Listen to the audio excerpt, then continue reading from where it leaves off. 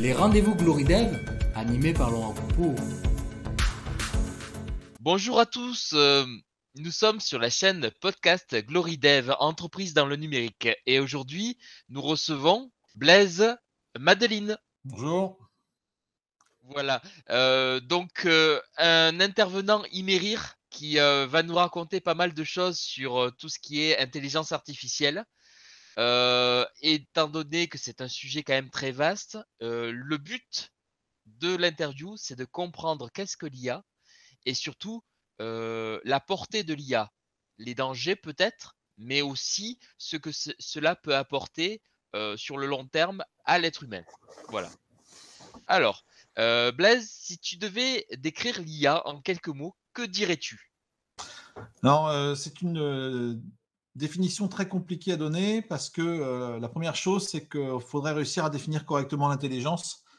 Et donner une définition d'intelligence, quelques chercheurs en philosophie et autres matières connexes s'y sont attaqués, c'est pas simple. C'est même très compliqué. À partir de quel moment on est intelligent? Qu'est-ce qui décrit l'intelligence? Donc encore plus difficile pour l'intelligence artificielle, surtout qu'on peut penser qu'il y a un défaut de traduction. Le mot intelligence en anglais regroupe bien plus de choses que ce qu'il ne regroupe en français, qui est très réduit à l'intellect. Et donc peut-être que la traduction est mal trouvée. Un chercheur en IA qui est maintenant à la retraite avait dit dans une conférence, que je trouvais très bien, que le I devrait plutôt être traduit en intuition qu'en intelligence pour intuition artificielle, ce qui correspond plus. C'est-à-dire que l'algo donne des bonnes intuitions que l'humain va pouvoir suivre ou ne pas suivre. D'accord. Donc, quelles sont les filières que tu enseignes à l'Imerir quelles sont les filières que tu enseignes à l'Imerir au niveau donc dans ce secteur-là? Alors moi, à l'Imerir, en plus de ma mission de coordination, finalement, j'ai quelques heures d'enseignement. Essentiellement, je suis sur des matières plus théoriques que pratiques. J'ai lâché les matières pratiques pour faire toute la partie algorithmique, c'est-à-dire que les bases dont vont avoir besoin les étudiants pour aller plus loin. Ensuite, je travaille sur j'en donne quelques billes sur les grammaires formelles. Et enfin, dans le parcours, notamment dans le parcours intelligence artificielle, je travaille sur toute la partie méta-heuristique, qui est une branche de l'optimisation en utilisant des algorithmes qui sont aussi classés dans l'IA, hein, mais qui sont des algorithmes, on va dire, stochastiques, qui utilisent une partie de hasard guidée pour essayer de trouver des bonnes solutions. D'accord, je vois. En fait, il cherche toutes les possibilités qu'il peut y avoir et il essaye de voir laquelle est la plus adaptée à un problème donné, non? C'est ça? Alors, pour simplifier, c'est que sur un problème donné d'optimisation, plutôt que de parcourir toutes les solutions potentielles, qui est fastidieux et parfois impossible parce qu'il y en a beaucoup trop, on va essayer d'en parcourir qu'un petit nombre et avec un moteur derrière de randomisation pour chercher un peu au hasard et guider ce hasard de manière un peu intelligente. C'est pour ça qu'on parle de méta-heuristique, c'est-à-dire que c'est un moteur qui va utiliser d'autres heuristiques pour essayer de trouver la bonne solution sans avoir à tout parcourir. Alors, ça ne sera pas la bonne solution, ça sera une solution acceptable et on n'aura généralement pas de garantie que c'est la meilleure. Quels seraient pour toi les projets autour de l'IA les plus bénéfiques pour l'humain? Est-ce que tu as une idée dans ce sens?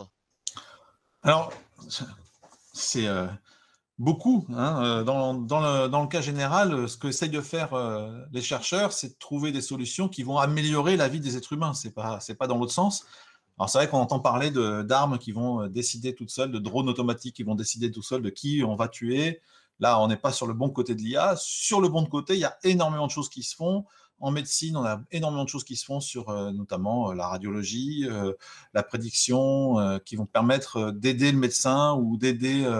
Là, en termes de pandémie, on peut avoir aussi des algos qui vont essayer de prédire des choses. Donc là, c'est déjà un très bon point. En cobotique, on va reparler de robotique après, je crois, mais en cobotique, donc robotique collaborative, on va avoir certains algos d'intelligence artificielle qui vont permettre d'interagir avec l'humain de manière un peu plus fine que l'algo de base.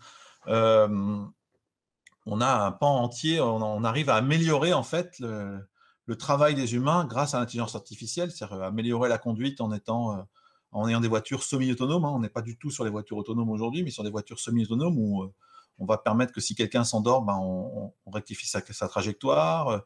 Il y a énormément de choses qui se font, qui sont plutôt bénéfiques. L'idée générale, je crois, de l'être humain, c'est essayer de faire des progrès qui font que son travail devient moins fastidieux et que c'est les machines qui prennent le relais. dans le cas de ces voitures qui reprennent la direction, on n'utilise pas le satellite, on utilise le système embarqué de la voiture. Oui, oui, le satellite, le positionnement satellite GPS, même s'il peut être aujourd'hui très précis, n'est pas suffisamment précis pour ça. Et puis, on n'est jamais sûr d'avoir toujours les satellites, le nombre de satellites suffisant pour avoir une précision suffisante, hein. Si je ne me trompe pas, le GPS de base, il nous annonce une précision minimum de 10 mètres et une précision moyenne de 1 mètre. C'est bien, mais ça ne suffit pas pour éviter une collision avec la barrière, hein. Donc, c'est les capteurs de la voiture qui vont essayer d'appréhender l'environnement de manière correcte. Et en fonction de cet environnement, donc les lignes qu'on va avoir tracées sur l'autoroute, peut-être parfois la barrière de sécurité ou un autre véhicule, hein. Vous avez sûrement déjà il y a beaucoup qui sortent aujourd'hui avec des rétros qui captent qu'on a quelqu'un dans l'angle mort et qui vont clignoter si une voiture essaie de nous dépasser qu'on n'a pas vu. Donc ça, c'est des algos, parfois pas d'intelligence artificielle, des fois c'est très mécanique, hein. C'est-à-dire que s'il y a quelque chose dans le champ du capteur, on s'allume, c'est tout. D'accord. J'ai une question. Alors, j'étudie la chose depuis pas mal d'années. Je regarde un petit peu qui se dit. Est-ce que aujourd'hui, avec nos infrastructures, ce serait assez adapté? Parce que cette voiture qui est entièrement connectée, elle arriverait à faire pas mal de choses grâce à des caméras, on va dire avec des détections, on va dire avancées. Mais est-ce que ce serait pas plus facile? Ce sera pas plus facile quand il y aura plus de voitures autonomes de façon à ce qu'elles puissent communiquer entre elles. C'est-à-dire, est-ce qu'il ne pourrait pas y avoir un lien entre les voitures autonomes de façon à dire, voilà, une voiture autonome prévient une autre de façon à dire, voilà, il n'y a pas d'obstacle, etc. Est-ce qu'il y a possibilité? Alors, ça sera sûrement une aide, hein, mais tant qu'il y aurait des voitures non autonomes sur la route, faire confiance au fait qu'elles communiquent entre elles pour pour donner beaucoup d'informations, ça suffira pas. C'est la première chose. Deuxièmement, les voitures autonomes aujourd'hui fonctionnent bien sur des environnements euh, très avec j'allais dire archétypaux, ou enfin avec des données très simples. Une autoroute, c'est très simple parce qu'il y a N voies qui sont repérables facilement. Il y a des repères de type la bordure d'un côté, la bordure de l'autre qui sont assez simples à repérer. Plus on arrive sur des routes de campagne, plus ça va être compliqué de les faire rouler. On a coutume de dire que les voitures de Google marchent très bien à Mountain View parce qu'ils ont très très bien cartographié Mountain View. Et dès qu'on sort de Mountain View, ça devient plus compliqué pour les voitures d'être efficaces. Et vu que les décors changent en permanence dans les campagnes, par exemple, dans les trucs, c'est difficile pour la voiture autonome, j'imagine, de s'adapter complètement à ce qui change en permanence, en fait.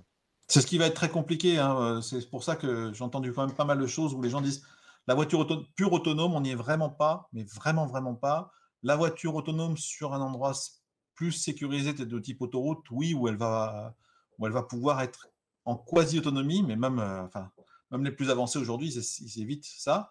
Ou des environnements très sécurisés comme un petit véhicule autonome qui va parcourir la moitié de Disney pour vous emmener du parking jusqu'à l'entrée de Disney, ou dans une grande entreprise où on veut emmener.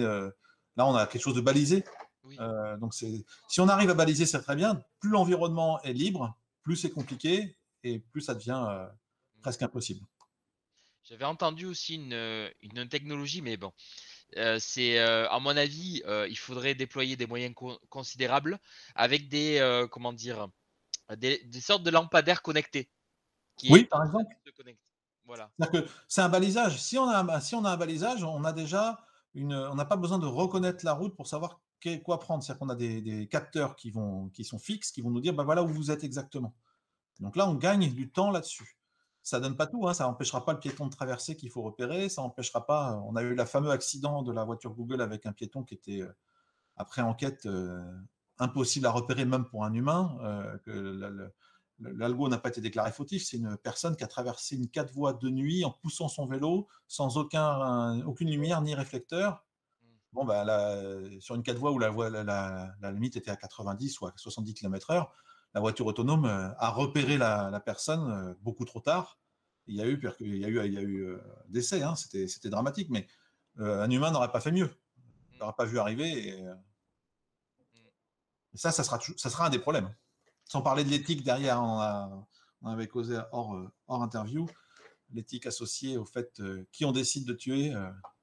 Voilà, il y avait une théorie, j'avais lu un article sur le fait, il y avait une théorie, à un moment donné, l'IA devra choisir entre la protection de ses passagers ou la protection de la personne en face. Hum. Des fois, il y aura des situations tellement complexes, même pour l'humain à gérer, que voilà, il faudra faire un choix, en fait. Il faudra faire un choix. Il y a un célèbre pseudo-jeu qui avait été fourni, je crois, aussi par Google, où à chaque fois on voyait une voiture avec un certain nombre de personnes dedans, des gens qui passaient sur la route, la voiture n'a plus de frein, c'est ça le scénario. Et est-ce qu'on écrase les gens ou est-ce qu'on prend le mur, quitte à tuer les gens à l'intérieur de la voiture? Et après, en fonction des professions, de l'âge, de la moralité des gens, qu'est-ce qu'on décide? Alors, on se rend compte que selon les pays, déjà, la moralité n'est pas forcément la même. Il y a des pays où on va plus respecter l'enfant que la personne âgée, des pays où on va plus respecter la personne âgée que l'enfant. Plus les pays sont en voie de développement, si je me souviens bien, plus on va tendance à respecter la personne âgée, plus les pays sont des pays développés, plus on a tendance à respecter l'enfant.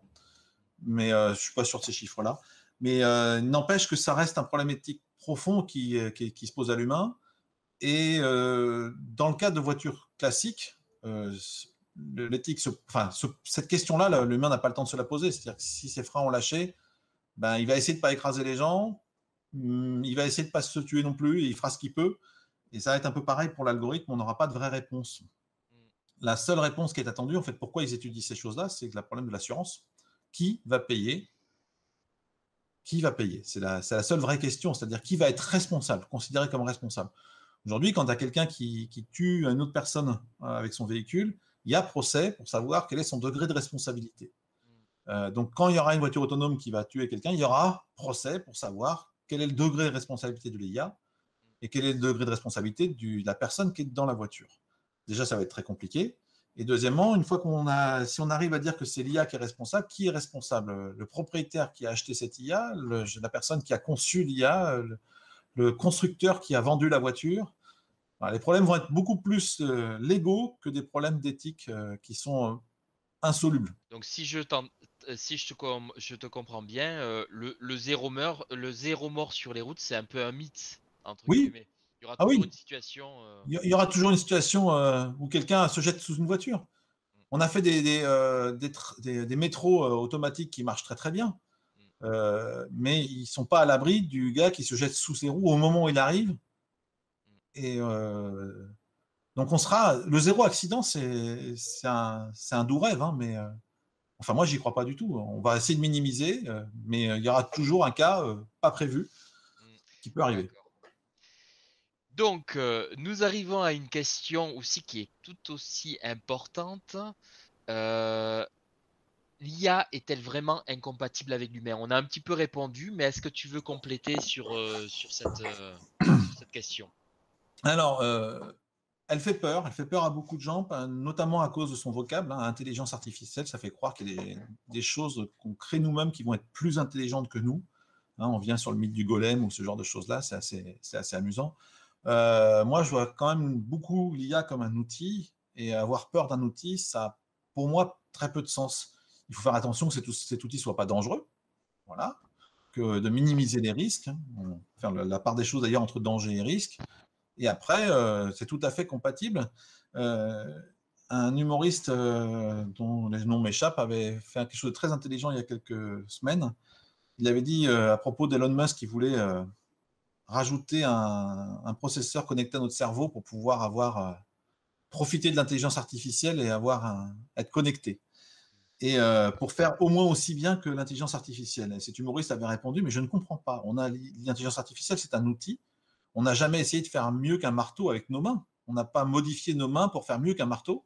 Je ne vois pas pourquoi on modifierait notre esprit pour faire mieux qu'une IA. On va avoir un outil qui va être très efficace, on va l'utiliser, et c'est tout, ça s'arrête là. Il n'y a pas à en avoir peur de l'outil, ni à essayer de l'imiter. Ça serait complètement aberrant d'imiter un marteau, donc c'est aberrant d'essayer d'imiter une IA. Je trouvais que c'était assez intelligent comme remarque. En effet, c'est assez percutant, je trouve. Ouais. Ah, l'image était très bonne. C'est assez percutant. L'IA peut-elle être au service de l'humain et de quelle manière? Alors là, tu as répondu un petit peu à cette question. Est-ce que tu aurais d'autres exemples, par exemple? Alors, je vais essayer de creuser, voir si j'en ai qui me viennent. pour moi, elle est au service de l'humain. C'est plutôt ça. C'est-à-dire que tous les outils créés par l'homme sont en principe faits pour améliorer la vie de l'homme. Alors, on peut toujours se poser la question des armes. Vu de celui qui est attaqué, ça n'a pas amélioré sa vie. Vu de la côté de l'attaquant, c'est pour améliorer la vie de sa population. Hein. Quand un pays envahit un autre, c'est pour améliorer les ressources, améliorer le pays qui attaque. Donc, elle est toujours au service. C'est l'éthique humaine derrière dont on doit faire la part des choses.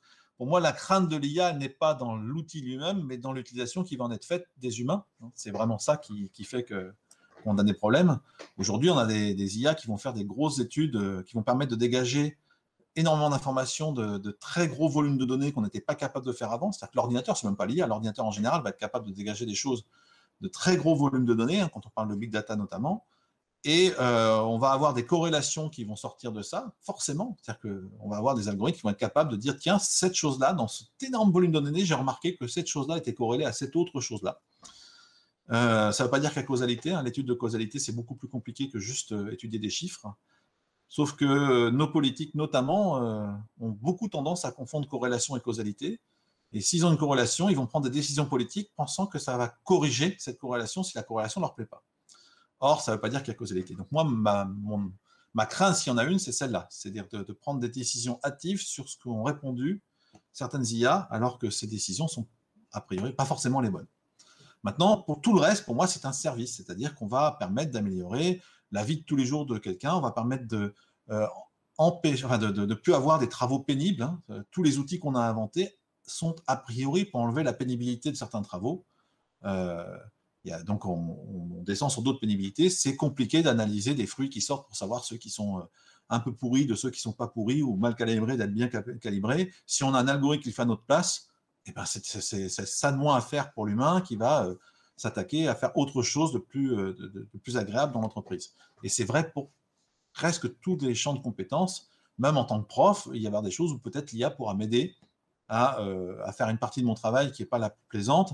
Si c'est pas de l'IA, mais on utilise l'algorithme pour corriger automatiquement des copies aujourd'hui. Ça marche très bien et c'est le côté pénible. Ce qui est intéressant, c'est de concevoir l'examen. Ce qui est intéressant, c'est de faire le bilan des notes obtenues par l'étudiant avec l'étudiant, mais ce n'est pas la partie correction. Si j'ai un algorithme qui me fait la correction à la place, mais je prends tout de suite. Donc, la préparation des cours aussi. Ah non, je trouve que la préparation des cours, c'est un vrai point très intéressant parce que c'est la partie où on va se mesurer à la compétence qu'on a et la structurer. Les compétences qu'on a, elles ne sont pas toujours structurées parce qu'on a appris de plein de choses. La partie où on va préparer le cours, on va chercher à structurer toute la connaissance qu'on a et donc on va se rendre compte des trous qu'on a dans notre connaissance. Donc on va s'auto-former ou prendre des formations pour améliorer ça et pouvoir redistribuer toute la connaissance de manière là aussi la plus structurée possible aux étudiants pour qu'ils aient le maximum de chances d'avoir la compétence acquise à la fin. Donc c'est la partie que je trouve très intéressante aussi. La partie où on distribue la connaissance, elle est passionnante parce que c'est l'échange humain. La partie évaluation, elle n'est pas agréable. Elle est drôle pour personne d'ailleurs, ni pour celui qui est évalué, ni pour celui qui évalue. Hein. C'est la post-évaluation qui est intéressante. En plus, ce serait, je pense, plus ou moins facile. Du moment qu'on connaît les réponses, on peut tout à fait programmer l'algorithme de façon à reconnaître les bonnes réponses et à attribuer des points en fonction des. On peut, hein, il y en a de plus en plus qui se font. Bon, le plus bête, c'est les QCM qu'on connaît depuis longtemps, qui sont automatisés depuis des dizaines d'années, parce que c'est très très simple. Hein, avec une boîte qui reconnaît des trous et des pleins, on arrive à y arriver avec une petite caméra. Mais aujourd'hui, on arrive à faire un peu mieux. C'est pas encore ça. Et puis, il y en a même il s'est sorti récemment, ils ont fait une étude dans l'autre sens. Ils ont demandé à des IA de produire des rapports de undergraduate, c'est un truc en Angleterre, je crois. Donc, niveau licence 1 ou 2 ou 3, je ne sais plus par là. Et ils ont demandé à des étudiants de produire un rapport technique, un mémoire, et à une IA de produire le mémoire. Ils ont fait corriger au prof. Et les IA n'ont pas eu des pires notes que les élèves. Voilà. C'était assez amusant comme résultat, en disant ça y est, on arrive à produire des documents qui sont crédibles pour des étudiants de première ou deuxième année. Alors, c'est pas encore le test de Turing, hein, mais c'est assez rigolo. L'IA, si tu te projettes dans 10 ans sur les évolutions de l'IA, d'après toi, quelle va être l'orientation dans les 10 prochaines années de l'IA? C'est une question très difficile, éminemment difficile, parce que les progrès sont très rapides. On voit apparaître des choses qu'on ne pensait pas possibles il y a 1 an ou 2 et qui d'un seul coup existent. On ne les voyait pas à horizon de 10 ans. Elles arrivent. L'exemple type, même si ce n'est pas le plus compliqué, c'est l'exemple de AlphaGo, hein, du joueur de Go. Quand AlphaGo est sorti et a réussi à battre les meilleurs joueurs de Go du monde, les chercheurs en IA savaient que c'était faisable, qu'on allait y arriver, mais pensaient que c'était à horizon 10 ans et ça a été horizon 2 ans. Parce que les gens ont mis les moyens sur la table. Hein. Google a mis des énormes moyens sur la table pour travailler avec AlphaGo. Et donc, on était au point de bascule. C'est-à-dire qu'ils se sont rendus compte que si on mettait des gros moyens, on allait y arriver rapidement. On aurait fait ça il y a 5 ans, ça n'aurait pas marché. On aurait attendu 5 ans, et quelqu'un les aurait doublés. Donc, ils ont fait ça assez finement au bon moment. Mais on ne s'y attendait pas. Je pense qu'il y a peu de gens qui, 10 ans en arrière, ou 15 ans en arrière, auraient été capables de prédire à quel point le smartphone aurait pris. Aujourd'hui, sur un smartphone, on a un lidar qui permet de faire de la reconnaissance faciale très efficace, qui va pouvoir permettre de scanner une pièce et de la reconstruire en 3D dans son téléphone. Il y a 10-12 ans, c'était inenvisageable. Un lidar, ça valait une fortune. Un vrai lidar, ça vaut encore assez cher, mais celui qui est dans le téléphone reste assez efficace. Quand on voit les derniers jeux vidéo, là, le dernier moteur d'Unreal, la qualité d'image qu'il donne, nous, on était émerveillés par les premiers Tomb Raider où c'était des triangles. Oui. Là, on a du mal à discerner les décors, s'ils sont réalistes, s'ils sont filmés ou s'ils sont calculés. On y arrive encore, mais aujourd'hui, dans le cinéma, on recrée des acteurs morts et c'est très peu discernable. On m'aurait posé la question il y a 10 ans, j'aurais dit, fou, on est loin de ça, avant de faire un truc réaliste. Donc, il y aura des progrès. Est-ce que ça va se tasser? Est-ce qu'on arrive à un point sur une asymptote où, voilà, hein, ça a l'air d'être le cas pour la conduite autonome, mais peut-être pas. C'est-à-dire qu'on arrive à un point où on ne sait pas trop comment faire pour faire beaucoup mieux. On a réussi à faire beaucoup de choses, mais on n'arrive pas à faire beaucoup mieux. De la même façon, il y a 5 ans, on nous aurait dit c'est bon, on arrive à faire réatterrir des fusées qu'on a envoyées dans l'espace, on aurait un peu ri. Et aujourd'hui, Elon Musk nous prouve que c'est faisable. Oui, il y arrive très bien. Enfin, il y arrive très bien. Il a fait péter les 3 dernières, mais généralement, il y arrive. On est dans une période où les progrès technologiques dont on rêvait, qui étaient dans nos livres de science-fiction, arrivent, et d'autres n'arriveront pas du tout. La science-fiction nous a fait rêver sur plein de choses. Et ce qui fait peut-être aussi qu'il y a des gens qui sont prêts à mettre l'argent pour que le rêve de science-fiction qu'ils avaient se réalise. Mais il y a des choses qu'on ne verra pas. Aujourd'hui, un robot humanoïde, c'est flippant plutôt qu'autre chose parce qu'on n'arrive pas à retranscrire toute la partie non verbale qu'est capable de donner notre corps. C'est dramatique. Il vaut mieux choisir un robot pseudo-humanoïde à la Pepper ou à Nao qui est très rigolo façon dessin animé, qu'un robot qui nous ressemble parce qu'il fait flipper tout le monde tellement il ne nous ressemble pas assez. Voilà, trop ou pas assez.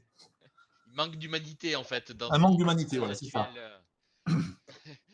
Donc ouais, je suis très curieux de ce qui va se passer. Je me garderai bien de faire des prédictions, d'autant plus qu'on a la partie qui n'est pas liée à la technologie, mais on a toute une partie des gens là qui se disent on est dans une course à la technologie qui n'est pas forcément la bonne pour la planète. Et peut-être qu'on va avoir des choix décroissants qui font qu'on va freiner nous-mêmes nos technologies. J'y crois assez peu. On n'a jamais réussi à vraiment, sur les 2000 dernières années, à freiner la technologie. Elle y allait, de quoi qu'il se passe, elle y allait. Il y avait toujours des gens pour essayer de découvrir de nouvelles choses. Mais on peut avoir aussi des lois qui vont brider certains progrès parce qu'on se dit non, c'est pas bon pour la planète. Il vaut mieux arrêter ça. Et je ne peux pas prédire, ce sera des choix politiques. Et donc là, faire des prédictions sur les choix politiques, je me garderai bien aussi de les faire. Voilà. Oui, tout à fait. C'est un peu compliqué. C'est plus facile de prédire ce que va faire une IA que... Ouais, et encore là, c'est vrai que là, on a la prédiction des IA, l'explication des résultats des IA aujourd'hui devient compliquée. Hein, ça devient des grosses boîtes noires.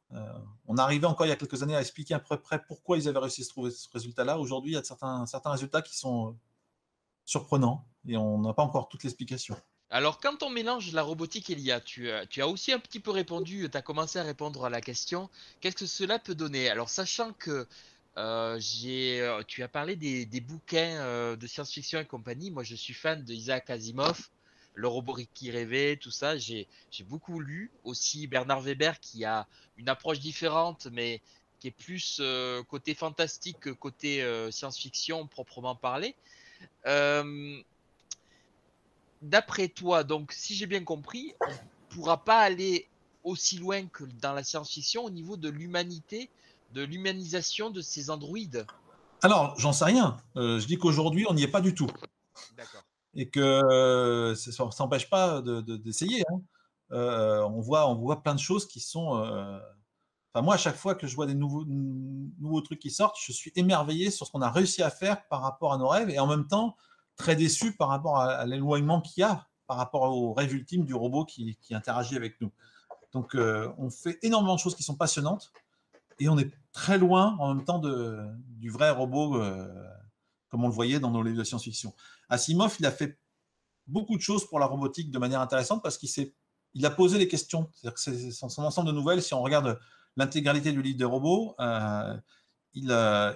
chaque nouvelle pose une question. Il pose la question de l'art, il pose la question de l'amour, il pose la question il pose plein de questions techniques. Hein. C'est-à-dire que si on pose ces lois-là, comment on peut contourner une des lois Donc il s'est posé toutes ces questions-là.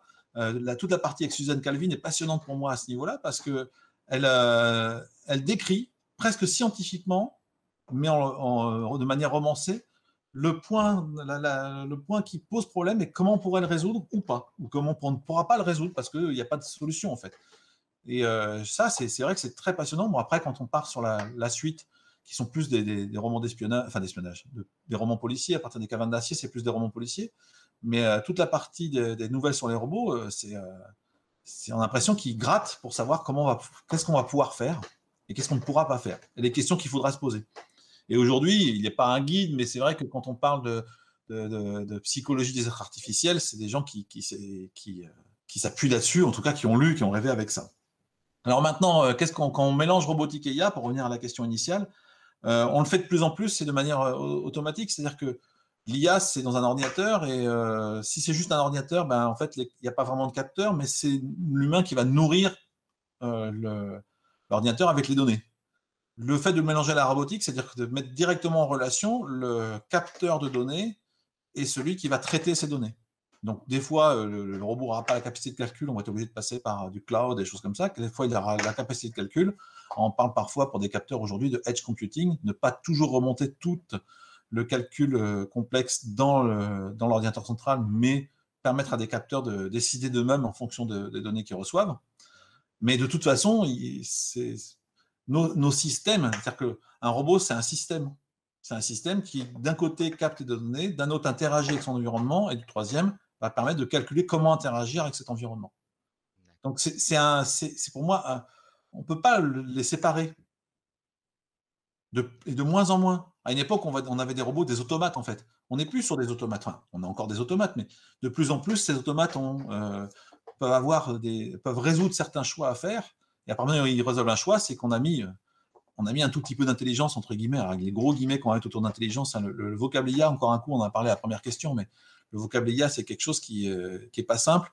Et même dans les papiers de recherche qu'on va lire, il y a des conférences où le mot intelligence artificielle apparaît dans le titre de la conférence et on va retrouver des choses tellement différentes dedans.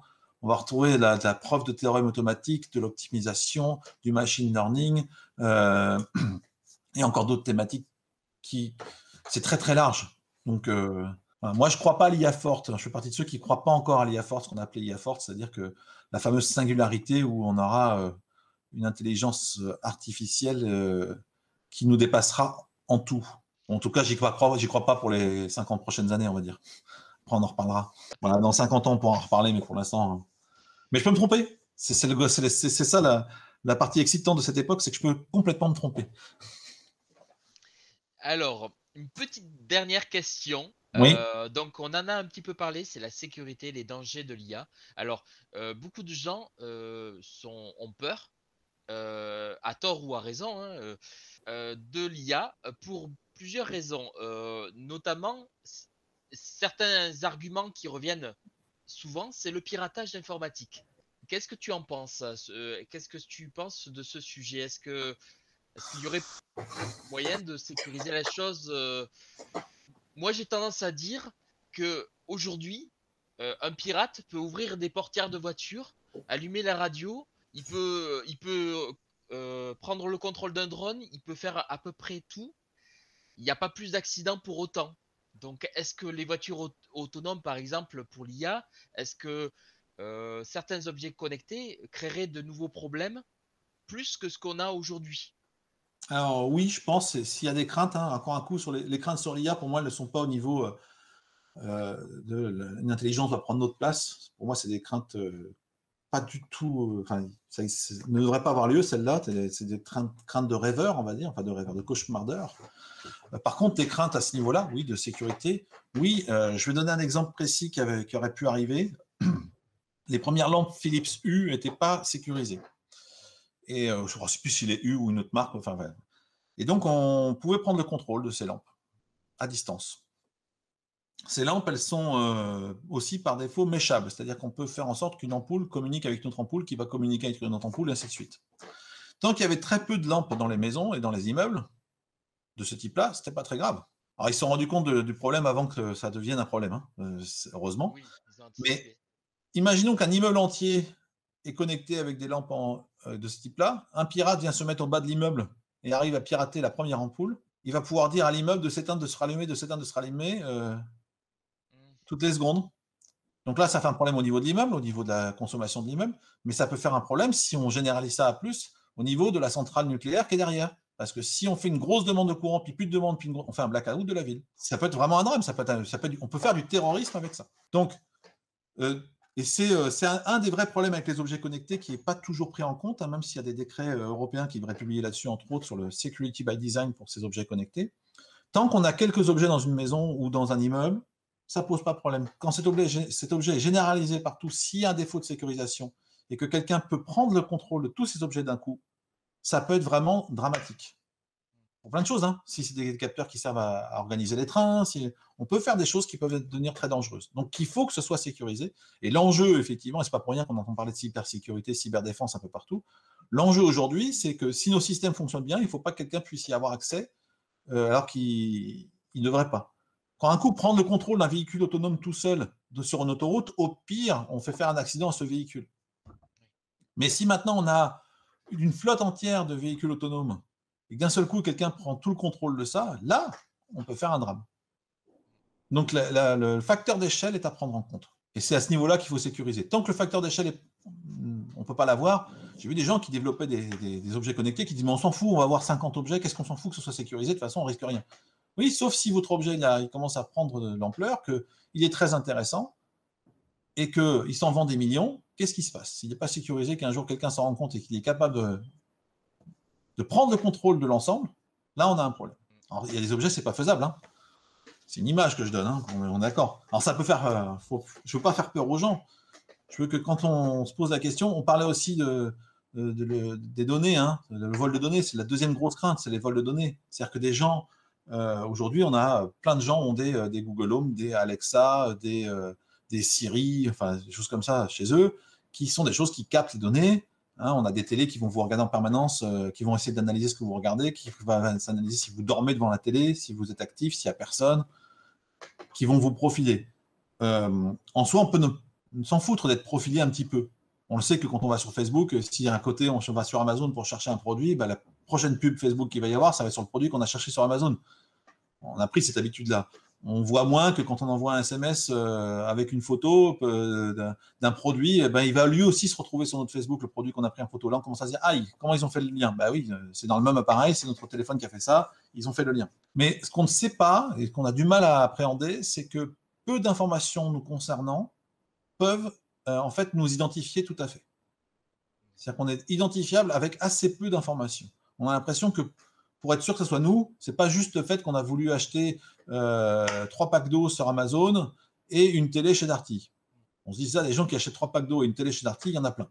Ouais, mais il n'y a pas besoin de beaucoup plus d'informations pour vous identifier de manière formelle. On avait coutume de dire à l'époque où les téléphones, ça le font encore, les téléphones qui vont capter les hotspots Wi-Fi qu'on traverse dans notre journée. En fait, la liste des hotspots Wi-Fi qu'on traverse dans une journée nous identifie très fortement. Juste ça. Pas formellement, mais très fortement. C'est-à-dire, si vous regardez ce que vous faites dans la journée, si quelqu'un regarde ce qu'il fait dans la journée, ben, au boulot, on a tel hotspot, enfin hotspot. Point Wi-Fi, c'est pas forcément des hotspots d'ailleurs. On a croisé tel SSID, puis tel SSID, puis tel SSID, puis tel SSID. Et bien, les gens qui l'ont croisé dans cet ordre-là dans la journée, il n'y en a pas tant que ça qui sont différents de vous. C'est-à-dire, si vous bossez avec votre femme au même endroit, ça va, vous allez avoir les mêmes SSID. Mais pour beaucoup d'autres, ça ne va pas être le cas. Et donc, les gens ont très peu conscience que quand un site leur demande quelques informations qui ont l'air anodines, finalement, on va être sûr que ça, c'est bien eux, qu'il n'y a personne d'autre qui a ce profil-là, et que toutes les choses qui vont se rajouter, c'est un moyen de profiler. Ça peut être inquiétant. Mais c'est l'humain qui est derrière encore un coup. Hein. Encore une fois, oui, c'est pas la technologie qui a C'est fait pas la que technologie. Hein. c'est le moyen. La technologie est le moyen pour y C'est ça. parvenir. C'est ce qu'on en fait. Mm. Toujours. D'accord. Merci beaucoup. Retenir une chose, c'est qu'aucune technologie n'est mauvaise. Tout dépend de ce qu'on en fait. L'important, c'est d'essayer de ne pas non plus rentrer dans la paranoïa. Le but, c'est pas de stresser à mort euh, sur ces technologies et vouloir mettre un nom derrière un coupable. C'est le besoin que chaque être humain a. Et en fait, on cherche toujours à identifier la cause du mal. Et le problème, c'est qu'avec la technologie, c'est un peu plus complexe que ça parce que la technologie est un moyen. On n'a jamais vu quelqu'un se balancer d'une chaise, tomber de sa chaise et se relever et insulter la chaise. Mais oui, c'est tout à fait ça. C'est-à-dire que sur des choses qui nous paraissent évidentes, où on a fait, nous, la bêtise, eh ben, on va s'en prendre qu'à soi-même. Sur les choses où on peut avoir un coupable, euh, si en plus le coupable n'est pas. Enfin, c'est la technologie qui est coupable, c'est beaucoup plus facile. Et puis, enfin, en tant qu'humain, on a beaucoup de mal à assumer nos actes. Donc, si on a un accident de voiture, ça sera la faute du frein, ça ne sera pas la faute de ma conduite ou la faute de l'autre conducteur. Mais c'est pour ça que c'est intéressant dans l'intelligence artificielle. Ça fait quand même quelques temps que naissent des formations et des réflexions autour de l'éthique des IA. Alors, c'est pas tellement l'éthique que va avoir l'IA, mais c'est l'éthique que l'humain va réussir à mettre autour. Hein, comme on a limité les armes nucléaires, c'est l'humain qui a mis de l'éthique en disant bon, faut qu'on en ait quelques-unes parce que de toute façon, le, le fonctionnement marche comme ça. C'est-à-dire si on veut conserver la paix, on prépare une guerre possible, et que si on est le seul à pas préparer cette guerre-là, on risque de se faire avoir, malheureusement. Mais on va essayer de ne pas faire un truc qui peut détruire 3 fois la planète Terre. Ça sert à rien. Une fois qu'on a une force de destruction suffisante pour faire peur à l'autre, c'est pas la peine d'aller au-delà. Donc, il y a ces fameux traités de non-prolifération des armes nucléaires. Et ben, c'est un peu pareil avec l'IA. Aujourd'hui, on essaie de dire quels sont les garde-fous qu'il faut qu'on mette. Il faut y réfléchir. Il faut y réfléchir avant que la techno ait pris tellement d'ampleur qu'on n'arrive plus. On n'a plus envie de les mettre parce que ça nous a trop servi. Donc, on réfléchit avant l'éthique. C'est une bonne chose. Mais il ne faut pas avoir peur enfin, on revient à ce qu'on disait au début et qui est aussi la conclusion que tu as dite, hein, c'est pas avoir peur d'un outil, mais il faut faire en sorte que l'outil soit pas dangereux. C'est-à-dire que sur une scie circulaire, on va mettre un truc par-dessus pour pas se couper les doigts. Oui. Voilà. Les premières scies circulaires n'avaient pas la protection, on a perdu quelques doigts. Maintenant, si on peut éviter de perdre un doigt, c'est mieux. Tout à fait. Il faut prendre des précautions en fait. C'est-à-dire, la technologie, c'est un outil puissant qui peut nous permettre d'optimiser notre travail, d'améliorer notre confort, mais il ne faut pas que tout repose sur ça. Si tout repose sur ça, à un moment donné, déjà, on va perdre notre place. Le but, c'est, encore une fois, je le répète, c'est pas ça. C'est justement de pallier aux défaillances de l'humain parce qu'on est limité de par notre humanité. L'important, c'est de trouver un juste milieu. Un juste milieu, voilà, vous pouvez avoir de la technologie sans pour autant vous mettre en danger, mais il est important que vous sachiez que avant de mettre une technologie en circulation, il y aura énormément d'experts, de spécialistes, de, de gens qui ont fait de nombreuses études sur ces sujets, qui testeront l'outil, sachant que évidemment il y aura toujours une faille. Hein. Alors, pour faire un parallèle, les voitures autonomes, effectivement, le truc, c'est que plus on en aura sur les routes, a priori, plus ce sera sécurisé sur les routes, moins il y aura d'accidents, on va pouvoir diminuer les accidents parce qu'on n'aura plus la conduite intempestive de celui qui sort de boîte un peu bourré ou des choses comme ça, au moins en tout cas, mais ça n'éliminera pas les accidents et même je pense que les accidents qui vont avoir lieu vont être un peu incompréhensibles pour nous humains, c'est-à-dire que nous on penserait que celui-là on l'aurait évité. Je vais faire le parallèle avec l'analyse d'image. Aujourd'hui, l'analyse d'image, elle est bien meilleure que l'humain pour détecter les bonnes images. En tout cas, pour étiqueter une image, l'accuracy, j'ai que le mot anglais qui me vient, la pertinence d'un algo elle monte à 97% par là, je crois. Pour un humain, on est un peu en dessous. Donc, il vaut mieux faire confiance à l'humain, à la machine qu'à l'humain, s'il te dit sur cette image, il y a ça. Ce problème, c'est que quand un humain va se tromper, on va dire, ouais, c'est vrai que c'était chaud de faire la différence. Quand l'ordinateur va se tromper, ça va être complètement aberrant pour l'humain parce que les points de comparaison qu'il prend pour mettre de la sémantique sur l'image de l'ordinateur ne sont pas du tout les mêmes qu'un humain. Il y a d'autres critères. Et donc, quand il se trompe de manière très impressionnante. C'est-à-dire que pour nous, on dit, on ne se serait jamais trompé.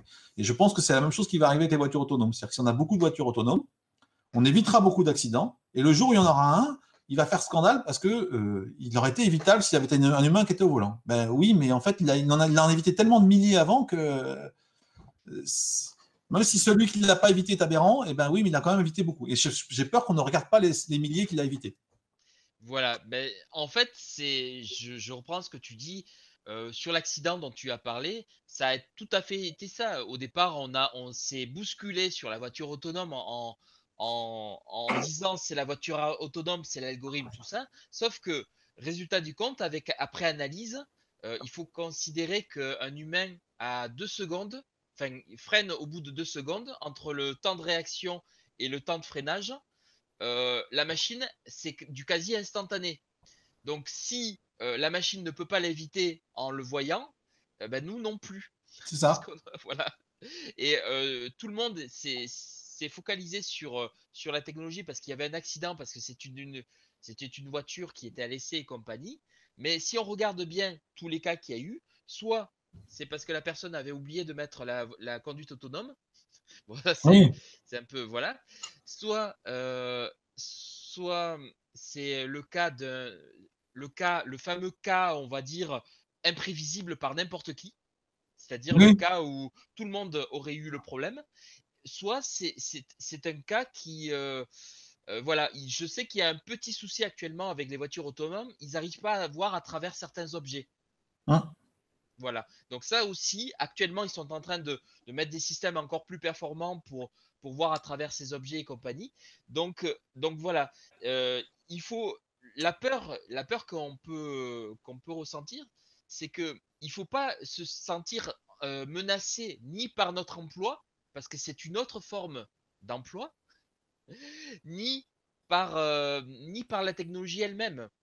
La Mais technologie ne peut pas faire de mal en soi. La technologie, elle va servir à sauver des millions de vies. Par contre, ce qu'on en fait, c'est une autre affaire. à mon avis, le gros problème qu'on a avec la technologie, ça prend de l'ampleur depuis entre 50 et 100 ans. C'est qu'il y a une centaine d'années, la technologie qui existait, n'importe quel humain était capable de l'appréhender, voire de la réparer, entre guillemets. Un peu de travail suffisait. Aujourd'hui, ça a pris une telle ampleur que depuis quelques années, plus personne n'est capable de réparer tout seul sa voiture, ou presque. Il y a 20 ans, n'importe qui était à peu près capable de réparer sa voiture, ou 30 ans, on va dire, parce que il y avait un moteur avec des bielles, des machins. Bon, un peu de travail, un peu de connaissances, et on pouvait y arriver. Aujourd'hui, c'est mort.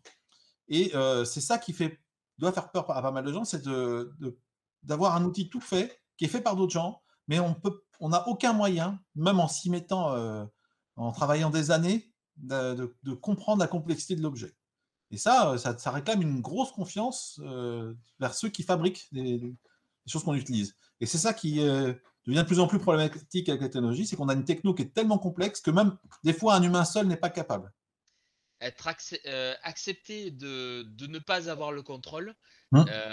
c'est sur ce que travaillent certaines personnes que je connais bien, qui travaillent dans le développement personnel. C'est un problème qui est typiquement humain. Ouais. On a peur de ce qu'on n'arrive pas à contrôler. Sauf que des fois, ce contrôle, il n'est pas indispensable. Un peu de Oui, mais il faut l'accepter. voilà, il faut l'accepter. faut l'accepter. C'est pas indispensable de tout contrôler, de tout maîtriser. Moi, par exemple, j'ai des compétences sur certains points.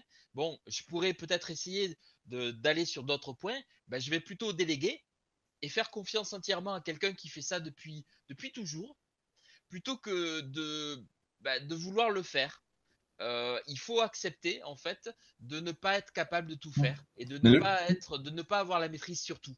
la délégation et le lâcher prise, c'est pas un truc qu'on arrive bien à faire. Hein. Et donc c'est ça, pour moi, une partie du problème de la peur en la technologie, elle vient de là.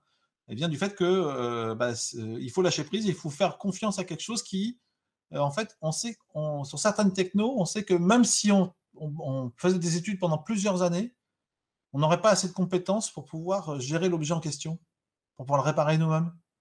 Le nombre de compétences qu'il faut pour faire fabriquer un téléphone aujourd'hui, c'est phénoménal.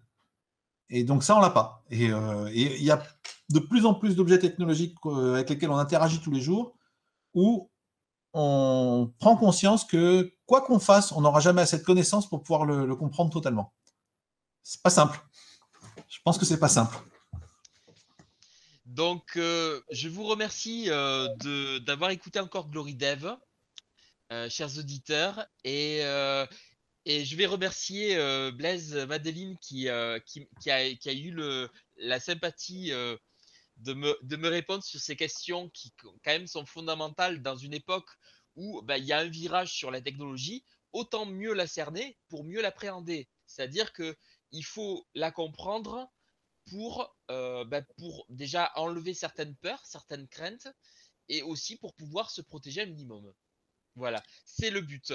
Donc, je remercie Blaise Madeline d'Imérir qui Merci de m'avoir accepté invité. de me répondre.